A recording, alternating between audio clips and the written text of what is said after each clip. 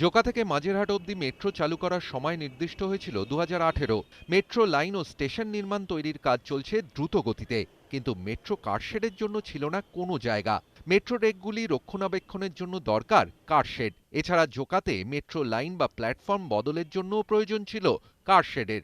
সেই কারশেড তৈরির জন্য অমিল ছিল জমি। অবশেষে শুক্রবার দিল্লিতে বৈঠকে কাটল জমি ও অর্থের জটিলতা। রাজ্য সরকারের সহযোগিতায় মিলেছে জমি, 12টি বাড়ির লোকেদের অন্যত্র সরানো হয়েছে। কলকাতার মেয়রের উদ্যোগে মিটেছে বাকি সমস্যা। রেলওয়ে বিকাশ নিগম লিমিটেড কাজ করবে। কারশেড নির্মাণে বরাদ্দ হল 580 কোটি টাকা। রাজ্যের বকেয়া মেট্রো প্রকল্পগুলি নিয়ে নবান্নে রাজ্য প্রশাসনের সঙ্গে মেট্রো কর্তৃপক্ষের বৈঠক হয়েছিল গত 7ই ফেব্রুয়ারি।